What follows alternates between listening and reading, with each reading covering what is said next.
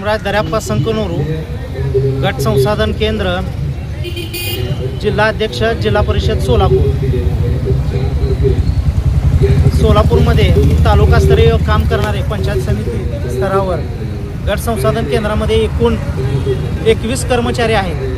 या 21 कर्मचाऱ्यांचे गेले डिसेंबर 2025 पासून ते मे 2026 पर्यंत 6 महिने गेले 6 महिने पगार थकीत आहे. शासनाकडे वेळोवेळी पाठपुरावा केला असता निधी आलेला नाही असं सांगून वारंवार पगार केलेला नाही. तर आम्ही त्या पगार आता दैनंदिन गरजा आणि त्याही भागू शकत नाही आणि आता आमच्याकडे उपासमाराची वेळ आली आहे. त्यामुळे आम्ही 1 जूनपासून हे आंदोलन सुरू केलेलं आहे. आज आंदोलनाचा दुसरा दिवस आहे. तर हे आंदोलन राज्यस्तरीय पूर्ण महाराष्ट्रामध्ये 700 लोकांचं चालू आहे.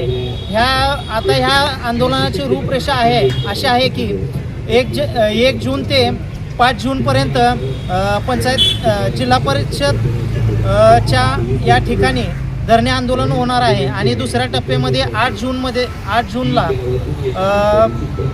जळगाव येथे माननीय गुलाबराव पाटील पाणीपुरवठा स्वच्छता मंत्री यांच्या गावी त्यांच्या जळगावचं बसस्टँड ते त्यांचं राहतं निवासस्थान या ठिकाणी पदयात्रा होणार आहे. त्या पदयात्रेनंतर त्यांच्या घरासमोर धरणे आंदोलन होणार आहे.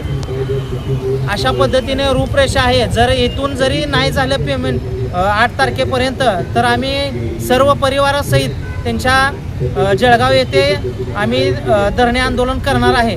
असं हे आमचं रूपरेषा आणि आंदोलन आहे. आज रोजी कालपासून आम्ही धरणे आंदोलन चालू केले. संपूर्ण महाराष्ट्रभर आम्ही कर्मचारी गेले 700 लोक आम्ही जिल्हा परिषद समोर धरणे आंदोलन करत आहे. सोलापूर जिल्हा परिषद येथे 21 कर्मचारी कार्यरत आहेत.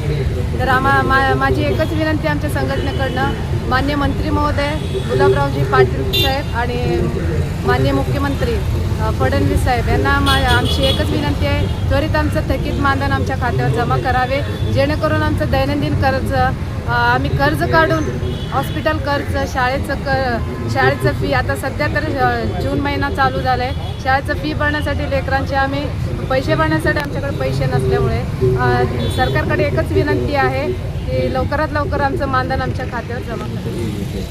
नमस्कार, संतोष बाळासाहेब संसाधन केंद्र पाणी स्वच्छता या विभागामध्ये काम करतो. आम्ही महाराष्ट्र राज्यस्तरापासून प्रत्येक जिल्हा परिषदेसमोर 1 जून 2026 ते 5 जून 2026 असं जिल्हा परिषदेसमोरचं धरणे आंदोलन या गेली 6 महिने पगार नसल्यामुळे हे करत आहोत.